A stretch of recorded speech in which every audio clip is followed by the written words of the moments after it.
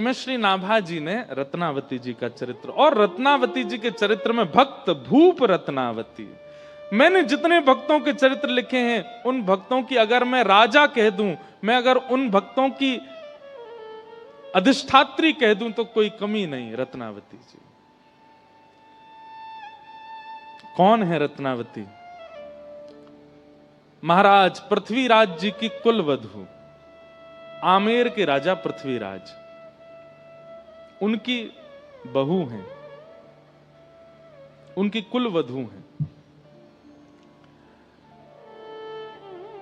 पृथ्वीराज जी भी पहले बहुत बहुत वामपंथी थे, बाद में ये भी वैष्णव हो गए। आप लोग वैष्णव का अर्थ क्या लगाते हो? वैष्णव का अर्थ क्या होता है? जो तिलक धारण करे, कंठी माला पहने, तुलसी आराधना करे, एकादशी व्रत करे, नाम जप करे, वो वैष्णव है। ये तो एक परिभाषा है ही। वैष्णव की दूसरी परिभाषा क्या है? सुनिए, जो पुण्य की कामना ना करे, जो देवताओं का यजन अपनी किसी स्वार्थ के लिए ना करे, जो हरि विमुख वस्तुओं को विष के भांति त्याग दे। समझ रहे हैं बात को? जो हरि से विमुख हैं उनको विष के भांति त्याग दे।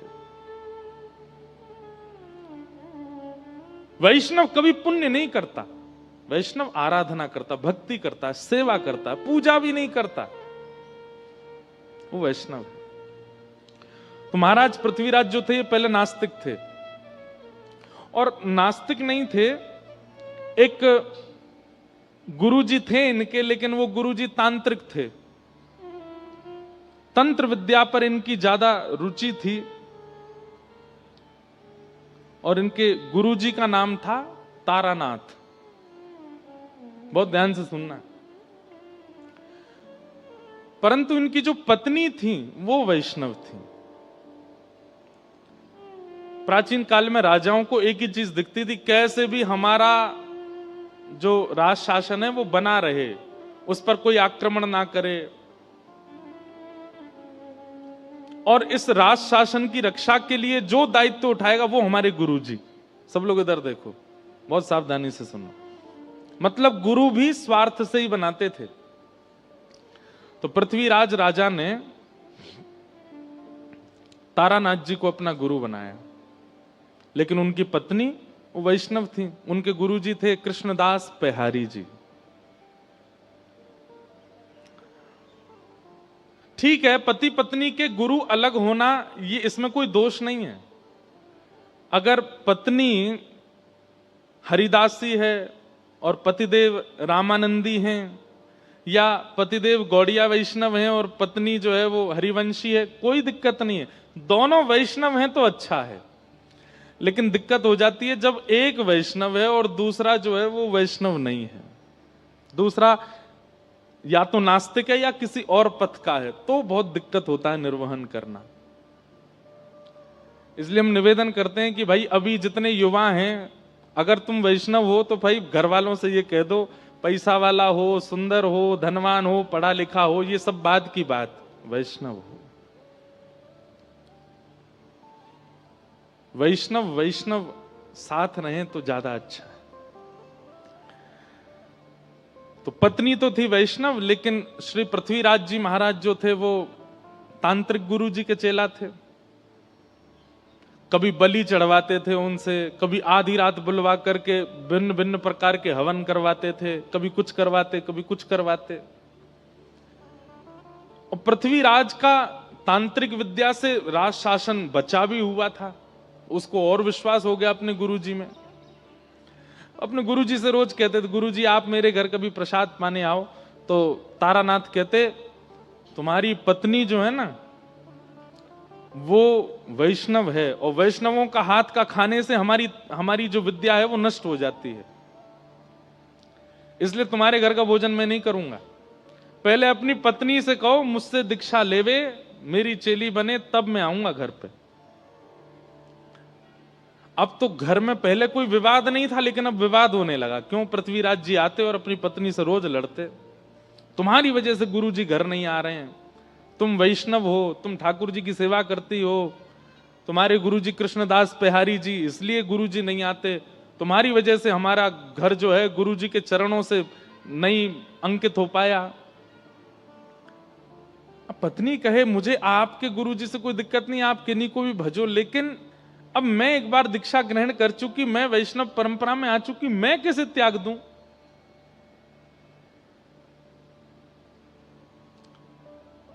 गुरुजी तो घर आते ही नहीं थे। एक समय ऐसा आया कि पृथ्वीराज ने भी घर पर प्रसाद पाना बंद कर दिया। आश्रम जाते गुरुजी के पास ही भोजन करते। अब इससे परेशान हो गई उनकी पत्नी, अब क्या करें? तब एक दिन कृष्णदास पेहारी जी के दर्शन करने के लिए पत्नी गई और उन्होंने जाके चरणों में निवेदन किया, गुरुजी मुझे कोई दिक्कत नहीं कि मेरे पति के गुरुदेव अलग, पर उनकी वजह से घर में ये सब होता है, वो मुझे जबरदस्ती कहते हैं इनसे दीक्षा लो, आप कुछ कृपा करो। कृष्णदास पेहारी जी ने केवल इतना पूछा, तुम्हारे पति के गुरुदेव वैष्णव हैं कि नहीं, ये बताओ। बोले नहीं वैष्णव तो नहीं, वो तो तंत्र विद्या करते हैं, नींबू टांग दो, मिर्ची यूं कर दो, यहां पे ये कर आओ, वहां पे पीछे दिया जलाओ, पीछे मुड़ के मत देखना, ऐसे ऐसे क्रिया करवाते हैं, ये वैष्णव का काम नहीं। और एक बात और बोले आपको, बुरा तो नहीं मानेंगे, आजकल हम सब लोगों का रुझान भी ऐसी जगह बहुत ज्यादा हो गया। कई लोग आते महाराज जी हम बहुत दुखी हैं, हमारे जीवन में बहुत कष्ट है, तो हम उनसे अगर सीधे कहते नाम जप किया करो, ये महाराज जी कुछ नहीं जानते, यूं कह रहे नाम जप करो, लेकिन उनको एक बात कह दो, सुनो आगामी सोमवार से रात के 12 बजे स्नान करना।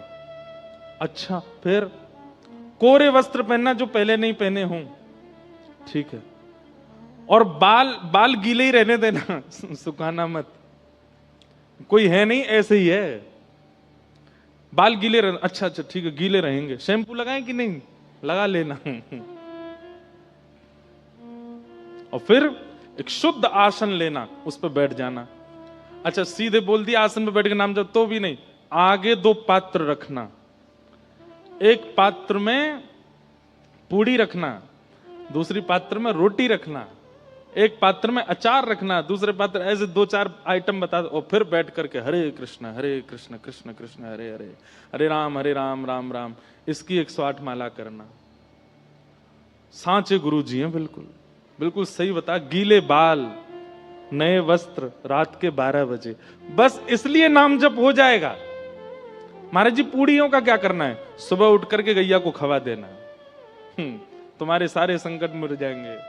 बस महाराज दीक्षा कब दे रहे हैं गुरुजी आप तो ज्यादा जानकार हैं।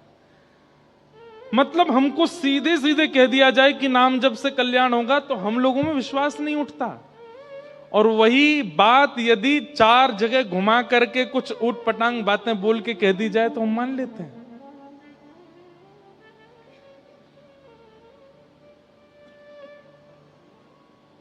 एक बार शिवरात्रि पर मैं गया दर्शन करने महादेव के, तो शंकर भगवान पे काली मिर्च चढ़ी हुई थी खूब सारी। मैंने कि ये क्या है, बोले कि वो कुछ चढ़ा के ऐसे ऐसे होता है ये करने। मैंने जय हो, आज शंकर जी बेचारे पजर गए होंगे। क्यों वैष्णव इन सब में इतने उसके लिए नाम सबसे बड़ा है, उसके लिए सेवा सबसे बड़ी, उसके लिए कथा सबसे बड़ी। अपना कर्म करता रहेगा, गिरना उठना ये तो स्वाभाविक है, संसार में सबके साथ होगा। किसी एक क्रिया से आप कभी ना गिरो ऐसा नहीं हो सकता। आज नहीं तो कल, कल नहीं। एक बात कह दें, तंत्र विद्या से हां जो कल होना है वो परसों पे टल जाएगा, लेकिन होगा जरूर, बच नहीं पाओगे उससे। इसलिए भैया जो आ रहा है आज ही भोग लो, काय को उसको टालो इतना दूर। तो कृष्णदास पेहारी जी बोले तुम्हारे पतिदेव के गुरुजी वैष्णव नहीं है? बोले वैष्णव तो नहीं है, वो तो ये सब क्रियाकलाप करवाते हैं। बोले रुको हम देखते हैं उनको जाके। और यहां बिहारी जी अपना कमंडल लेकर के और पहुंच गए। आमेर से थोड़ी दूरी पर ही तारानाथ की आश्रम था। वो आश्रम के द्वार के बिल्कुल बाहर जाकर के कृष्णदास बिहारी जी बैठ गए, अपना चिमटा गाड़ दिया, धूना लगा करके वो बैठ के वहीं अपना भजन करने लगे। भीतर जाकर के किसी ने हल्ला किया, बोले बाहर द्वार पर एक महात्मा बैठ गया, आकर के हवन आदि कर रहा है। तो एक तारानाथ जी ने ऊपर से देखा, तो देख करके बोले इसको हटाने का प्रयास करो, इसको यहां से हटाओ, कहीं ऐसा तो नहीं है अपने भक्ति प्रभाव से हमारी तंत्र विद्याओं को नष्ट कर रहा हो। सब लोगों ने जाकर के प्रयास किया, लेकिन कृष्णदास बिहारी जी को कोई हटा नहीं पाया। तब तारानाथ ने सोचा इनको तो मैं हटाऊंगा। तो उसने क्या किया, अपनी तंत्र विद्या से शेर का रूप धारण किया, और शेर का रूप धारण, उसको लगा ये डर के मारे भाग जाएंगे। शेर बन करके जैसे ही आया कृष्णदास बिहारी जी के पास, दहाड़ने लगा सामने खड़ा होकर के। कृष्णदास बिहारी जी बोले, हो तो तुम गधे और बन के शेर आए हो। कमंडल से जल हाथ में लिया और भजन के प्रताप से उस पर डाल दिया। बोले जो तुम्हारा स्वभाव है तुम वैसे बन जाओ। वो शेर से गधा ही बन गए, और गधा बन करके महाराज भागे भागे भागे दूर जाकर के कहीं गधा के झुंडन में खड़े हो गए। पृथ्वीराज राजा का नित्य का नियम था कि वो रोज अपने गुरुजी को प्रणाम करने जाते थे। आज जैसे ही गाजे बाजे दल बल के साथ में गुरुदेव को प्रणाम करने के लिए आए,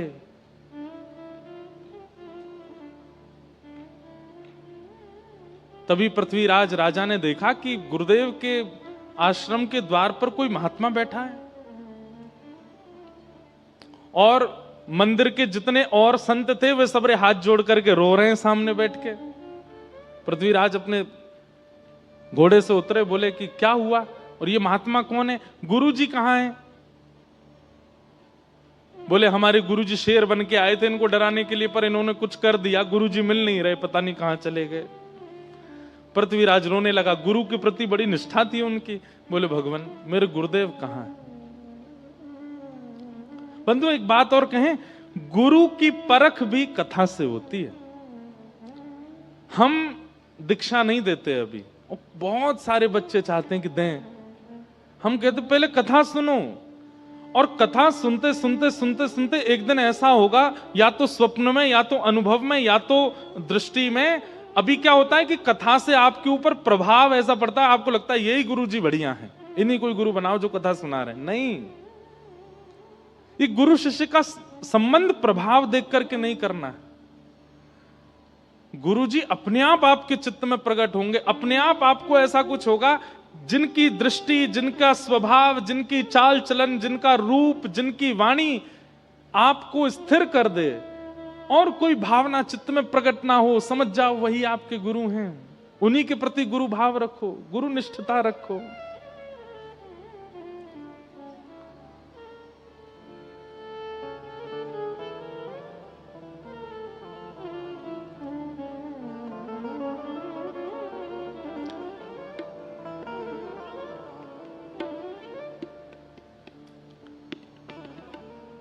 चरित्र, भगवत चरित्र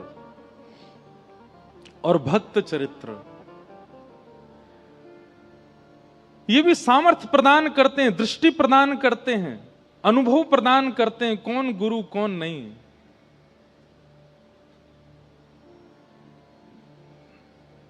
बहुत सावधानी से सुनो।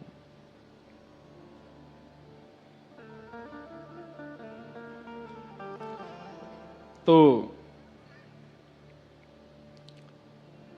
पृथ्वीराज व्याकुल हो गए, और व्याकुल होकर के श्री कृष्णदास बिहारी जी से पूछने लगे कि महाराज मेरे गुरुजी कहां हैं, ये बताओ।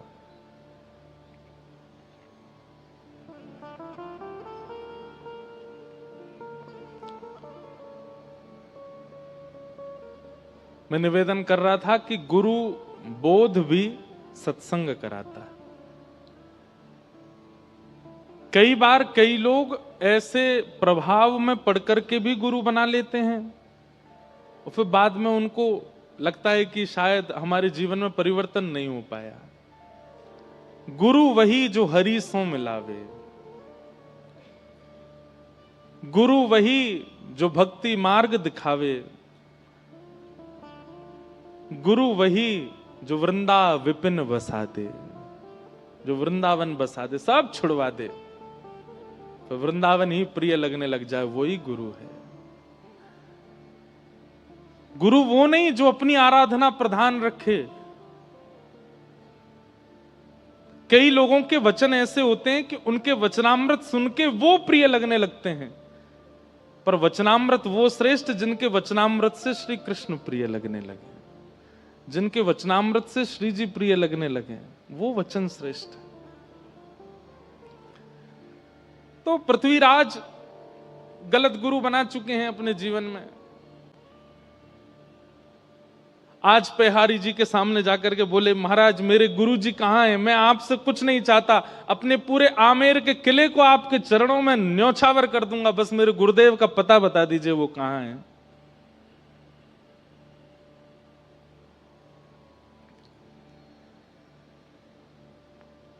पेहरदास जी बोले, तुम्हारे गुरुजी अब गधा बन गए। पृथ्वीराज सुनकर के पहले तो गुस्सा हो गया, बोले ये क्या बोल रहे हैं आप? बोले हम सत्य बोल रहे हैं, ढूंढ लो, नहीं तो तुम तो राजा हो, पूरी सेना लगा के ढूंढ लो, तुम्हारे गुरुजी मिल जाएं तो। पृथ्वीराज ने यही किया, पूरी सेना लगा दी, 3 दिन निकल गए लेकिन गुरुजी नहीं मिले। अंत में आके बोले बताइए ना कहां? बोले हम तुम्हें बता रहे हैं, तुम्हारे गुरुजी गधा बन गए। तो बोले गधा बन के भी तो कहीं गए होंगे। बोले गधाओं के झुंड में जाके ढूंढो, मिल जाएंगे। बोले पता कैसे लगेगा? हाँ, ये हमारे गुरुजी हैं। तो तुम्हारे गुरुजी क्या करते थे? कानन में कुंडल पहनते थे, पैरों में कड़ूला, हाथ में कड़ूला पहनते थे। बोले हाँ, जो 4 कड़ूला वाले कान में कुंडल वाला गधा हो वही तुम्हारे गुरुजी हैं, जाओ ले आओ। पृथ्वीराज गया, गधों की खोज करने लगा। तभी एक दूर गधा बैठा था, नेत्रों से आंसू गिर रहे थे, उसके कानों में कुंडल थे, हाथों में कड़ूला। पृथ्वीराज गिर गया, जय हो गुरुदेव, मेरे गुरुदेव मिल गए। लेकर के पेहारी जी के पास आया, बोले ये आपने क्या कर दिया मेरे को? बोले देखो हम तुम्हारी नेत्र खोलना चाहते हैं। ये तंत्र विद्या में पड़े हुए और दुनिया भर के इन सब कार्यों में पड़े हुए ये गुरु नहीं हो सकते हैं। गुरु वही जो हरि सो मिलावे। क्षमा कीजिए, एक तो आपकी भी गलती है, आपकी नहीं मतलब हम तो पूरी दुनिया को ही कह रहे हैं, गलती है कि हम गुरु से भी केवल अपनी जिज्ञासाएं ही क्यों पूछते हैं। हमारे घर में सब सुखी हो जाए, सब अच्छा हो जाए, यही याचना क्यों करते हैं? कभी ये क्यों नहीं कहते कि चलिए भले ही हमारे घर में सब कलेश हैं, हमारे घर में सब व्यथित है, हमारे काम नहीं बनते, पर ये सब छोड़िए, ये बताइए हरि कब मिलेंगे, ठाकुर जी कब मिलेंगे?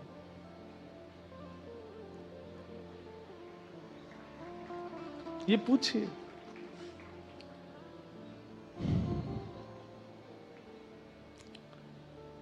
पेहारी जी ने कहा, तुम्हारे गुरुजी तंत्र विद्या बहुत जानते थे, इनसे कह दो अपने आप अपने रूप में आ जाएं। तो गधे को पकड़ के अब पृथ्वीराज कह रहे, गुरुजी आप आ जाइए अपने रूप में, दिखा दीजिए इनको। गुरुजी सिर हिलाने लगे, बोले मैं नहीं आ पा रहा हूं। तो पेहारी जी के चरणों में कहा कि मेरे गुरुदेव को पुनः आप मानव बना दीजिए, मैं वचन देता हूं मैं आपका शिष्य हो जाऊंगा, मैं वैष्णव हो जाऊंगा, पूर्ण वैष्णव हो जाऊंगा। तब पेहारी जी ने कमंडल से जल लेकर के छिड़का और तारानाथ अपने पूर्व रूप में व्यवस्थित हो गए।